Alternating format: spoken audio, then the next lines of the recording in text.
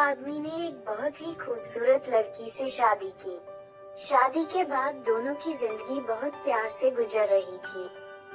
वह उसे बहुत चाहता था और उसकी खूबसूरती की हमेशा तारीफ किया करता था। लेकिन कुछ महीनों के बाद लड़की स्किन डिजीज से ग्रसित हो गई और धीरे धीरे उसकी खूबसूरती जाने लगी।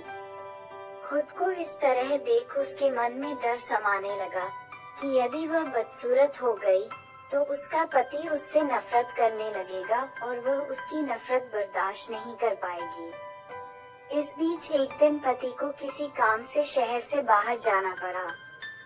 काम खत्म कर जब वह घर वापस लौट रहा था, उसका एक्सीडेंट हो गया।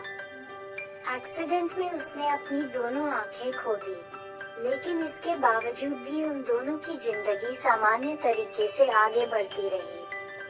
समय गुजरता रहा और अपने स्किन डिजीज के कारण लड़की ने अपनी खूबसूरती पूरी तरह गंवा दी। वह बदसूरत हो गई, लेकिन अंधे पति को इस बारे में कुछ भी पता नहीं था। इसलिए इसका उनके खुशहाल विवाहित जीवन पर कोई प्रभाव नहीं पड़ा।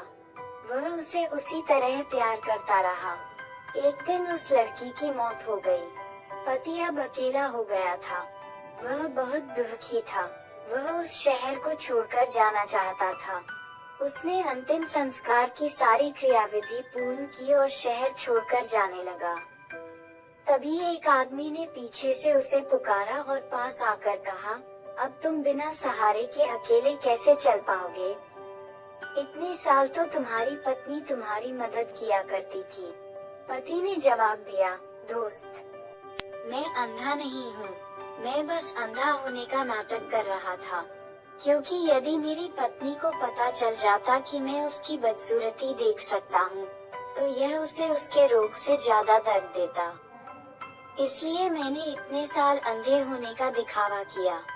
वह बहुत अच्छी पत्नी थी, मैं बस उसे खुश रखना चाहता था।